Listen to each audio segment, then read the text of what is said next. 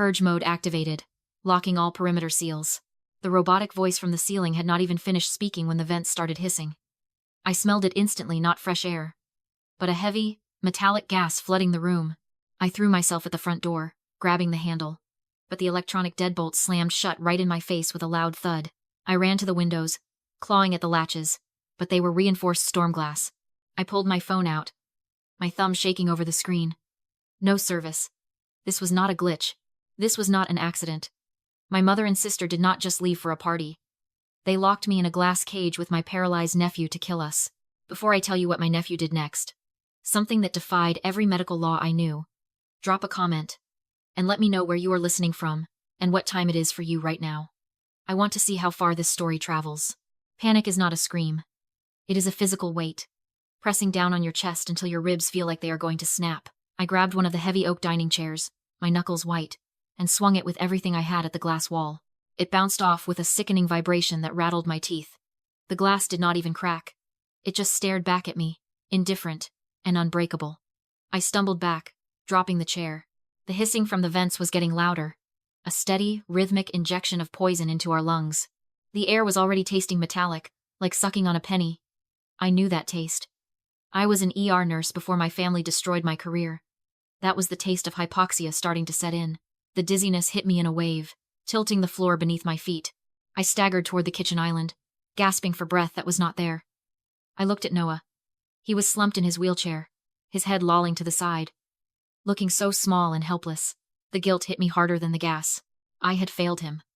I had stayed in this house to protect him, and now we were going to die together in a cage built by his own mother. I am sorry, I choked out, sliding down to the floor, my vision blurring at the edges. Noah, I am so sorry. I reached out to hold his hand, wanting to offer him some final comfort, some human touch before the lights went out. But when my fingers brushed his, something impossible happened. His hand did not just lie there limp. It clamped around my wrist. It was not a weak, trembling grip. It was firm, strong. My eyes snapped open, fighting the fog in my brain. I looked up. Noah was not slumped anymore. He was sitting bolt upright, his eyes locked on mine. They were not the vacant, glazed eyes of the traumatized child I had nursed for years. They were cold, focused, and terrifyingly calm. "Stop screaming," he said. His voice was not a child's whimper. It was a command. "They are watching the decibel meter." Before I could even process the hallucination, Noah stood up. He did not struggle. He did not wobble.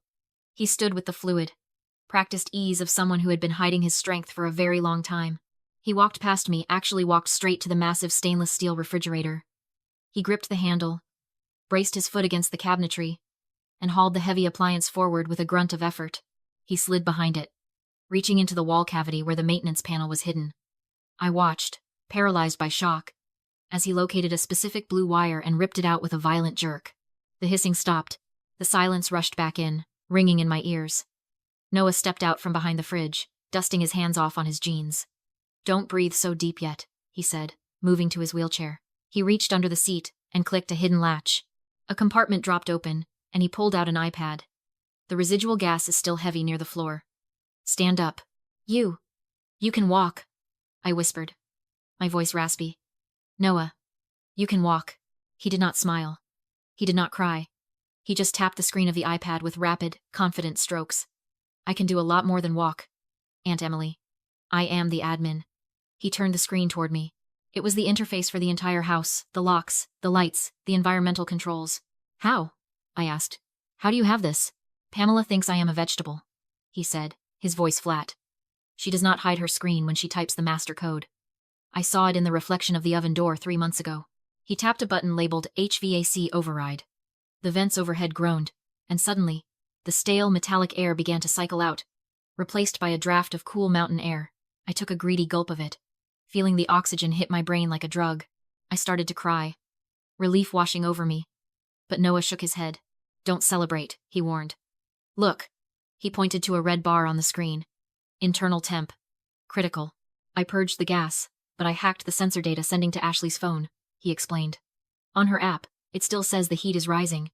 It says the oxygen levels are dropping. To them, we are burning alive right now." He looked at me, and for the first time, I saw the 10-year-old boy beneath the strategist. He looked tired. "We have to play dead, Emily. If they think we survived, They won't come back to check the bodies. And we need them to come back. The air in the kitchen was clearing, but the metallic taste of the gas still clung to the back of my throat. My heart rate was slowing down, but my mind was racing, trying to bridge the gap between the family I thought I had and the people who had just tried to gas us like lab rats. Why? I asked, my voice cracking. Noah. They have money. Ashley is marrying a senator. Why do this? Why not just send you to a boarding school? Noah did not answer with words. He tapped the iPad screen again, opening a folder simply labeled Insurance. Because I am not just a burden to them, Emily, he said quietly. I am a mirror. He pressed play. The video feed was from the kitchen nanny cam, time-stamped 2 days ago. It showed my mother, Pamela, and my sister, Ashley, sitting at the island, the same island I was currently slumped against. They were drinking expensive red wine, looking relaxed, as if they were discussing a spa weekend. He is getting too big. Ashley's voice sounded tinny through the tablet speakers. She swirled her wine. I walked in yesterday and he looked up at me. And for a second, I didn't see a cripple. I saw him. Don't talk about that man, Pamela warned sharply. He has his eyes. Mom, Ashley hissed, her face twisting into a mask of pure, visceral disgust. That criminal's eyes. Every time Noah looks at me, I remember that night. I remember being stupid and dirty. I can't have that thing in my house when I am the senator's wife. I can't have a living reminder of my mistake staring at me across the breakfast table. I felt a chill that had nothing to do with the mountain air. This was not about the inconvenience of a special needs child. This was pathological. Ashley did not want to kill Noah because he was disabled. She wanted to kill him because he was a reflection of the one part of her life she could not control. She was not trying to murder a child. She was trying to murder her own past. We scrubbed the stain, Ashley, Pamela said soothingly, patting her hand. Clean slate. But we need a reason. A tragedy. Emily, Ashley said. She smiled, and it was the cruelest thing I'd ever seen. Poor, sad, unstable Emily. She lost her nursing license. She has no friends. Who would be surprised if she finally snapped? Who would question it if she decided to take her suffering nephew with her? The video ended. I sat there, frozen. They had not just planned to kill me. They had planned to murder my reputation, too. They were going to rewrite my entire life story as a tragedy of mental illness to cover up their sins. Noah reached into his back pocket and pulled out a folded piece of paper. He handed it to me without looking me in the eye. I unfolded it. It was a note. The handwriting was mine. The loops of the letters, the slant, it was perfect. To my family, it read. I am so sorry. I cannot do this anymore. The pain is too much, and I cannot leave Noah behind to suffer alone. Please forgive me. I stared at the forgery. My hands stopped shaking. A strange, cold sensation washed over me, starting at the base of my spine and spreading to my fingertips. It was not fear. It was not even sadness anymore. It was clarity. They had practiced my handwriting. They had drafted this note while I cooked their dinner. They had looked me in the eye, smiled, and planned exactly how they would cry at my funeral. I looked up at Noah. He was watching me, gauging my reaction. He was not looking for comfort. He was looking for an ally. They think we are victims, I said, my voice steady for the first time since the vents opened. I crumpled the note in my fist, tight enough for my nails to cut into my palm. They think I am the pathetic little sister who cleans up their messes. I stood up. My knees did not buckle. The nurse who saved lives was gone. The sister who wanted approval was dead. We aren't victims, Noah, I said. We are witnesses. Noah's eyes never left the iPad. His fingers flew across the glass, tapping between security camera feeds and the environmental controls. They are at the gala, he said, zooming in on a GPS map. But look at this. He turned the screen toward me. It showed the user logs for the smart home app. User. Ashley. Last login. 1 minute ago. She is checking the temperature sensors, I realized. Obsessively, Noah confirmed. She wants to see the heat spike. She wants to see the oxygen levels flatline. She needs to know we are dead before she walks down the aisle. He looked up at me, a dangerous glint in his eye. Let's give her something else to worry about. He did not touch the temperature controls. Instead, he opened the biometric health monitoring system, the sensors built into the beds and smartwatches that Pamela insisted we all use for our health. He tapped into the data stream linked directly to Ashley's phone notifications. What are you doing? I asked. Sending a ghost, he muttered. He typed a command. A second later, a notification would be flashing across the screen of Ashley's phone, right there in the middle of her champagne toast. Alert. Master bedroom. Occupant heart rate. Normal. Motion detected. If we are dead, Noah said. a smirk tugging at the corner of his mouth. Our hearts shouldn't be beating. And we definitely shouldn't be moving. We watched the GPS dot representing the Mercedes. It paused. Then, it made a sharp U-turn. Gotcha, Noah whispered. They are coming back, I said. The reality of it hitting me like a cold wave. They are coming back to finish it. They have to, Noah explained. Ashley is a control freak. She cannot trust the gas. She cannot trust the sensors. If there is even a 1% chance we are alive, she has to come back and make sure. She cannot let the fire department find us breathing. I looked around the kitchen. The gas was gone, but the threat was rushing toward us at 80 miles an hour. We had 20 minutes. Maybe less. We need to get ready, I said, my voice hardening. Darken the windows. Noah tapped the screen. The heavy steel security shutters began to descend over the floor-to-ceiling glass, sealing us in. It looked like we were locking ourselves in a tomb. But we were building a fortress. Lights? Noah asked. Kill them, I ordered. Then set the emergency strobes to motion activation. Done. Audio? Max volume. Route it to every speaker in the house. I left him at the island and ran to the mudroom. I did not bother with kitchen knives or fireplace pokers. Those were weapons for a fight I could not win physically. I needed something that would level the playing field instantly. I threw open the utility cabinet. There, next to the hiking gear, was exactly what I was looking for.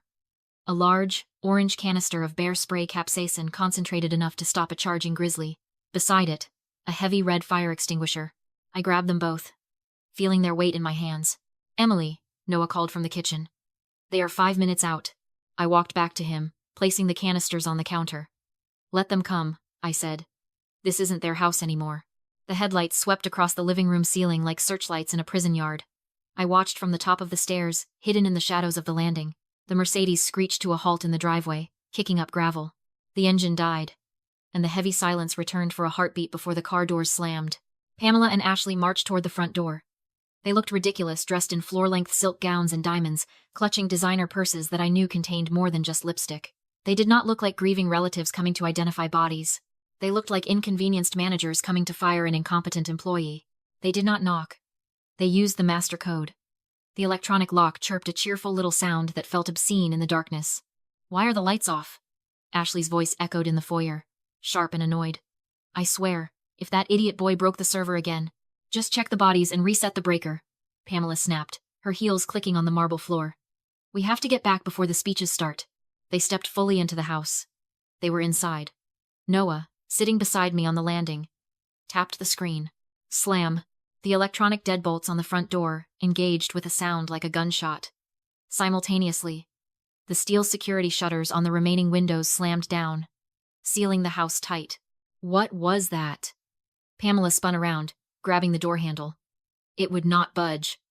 Ashley, the door is jammed. I didn't touch it, Ashley yelled, pulling out her phone. It is a system failure. I told you these updates were. She stopped. The house plunged into total, absolute blackness. Then, the strobe lights kicked in. Blinding white flashes pulsed at a disorienting frequency, turning their movements into jerky, stop-motion horror. They screamed, shielding their eyes. Who is there? Pamela shrieked. Emily? I did not say a word. I did not have to. Noah hit the next button on his console. The surround sound speakers, hidden in every corner of the vaulted ceiling, crackled to life. But it was not my voice. It was Ashley's. She is becoming a problem. We have to cut her loose. The audio was crisp, deafeningly loud. Ashley froze. I saw her eyes dart around in the strobe light, wide with confusion. That was a recording from weeks ago, when she was talking about firing her wedding planner. But here, in the dark, it sounded like a confession. Pamela turned on her daughter, her face twisting in the flashing light. What did you say? Noah played the second clip. Pamela's voice filled the room. She's a liability. I never should have trusted her. Out of context, it sounded like a declaration of war. Ashley recoiled. You were going to pin this on me? Let me take the fall? Pamela screamed back, hysterical. I heard you say cut her loose. Kill the cripple and the sister. Then turn in your own mother? They turned on each other exactly as planned. We did not need to fight only to destroy the trust holding their conspiracy together. Ashley snapped. She reached into her clutch and pulled out a chrome pistol. She fired blindly into the darkness, shattering a vase and blasting drywall. Pamela collapsed, screaming. Noah ignored the gun. He opened the wedding party WhatsApp group, the senator, his mother, the campaign team, 50 VIPs. He sent the last 10 seconds of security footage. Ashley, enraged, waving a gun and screaming. I should have aborted you. Ping. Ping. Ping. Ashley froze as messages flooded in. Her career, her marriage, her future destroyed in seconds. Read by all. She charged upstairs, smashed the iPad in a frenzy, then aimed the gun at Noah. I should have done this the day you were born. I stepped forward and emptied a can of bear mace into her face. She dropped the gun. I tackled her, pinned her, and kicked the weapon away. Red and blue lights flooded the house. A tactical team burst in, called by a U.S. senator who had just watched the video. Ashley was arrested for attempted murder and conspiracy. Pamela was charged as an accomplice. The engagement was annulled before sunrise. 6 months later, we lived in a small apartment. Noah ran freely in the courtyard, strong again. I deleted the last evidence file and made dinner while he played in the sun. We were no longer trapped. If you have ever had to save yourself from the people who were supposed to protect you, this is proof. You are not crazy, and you are not alone.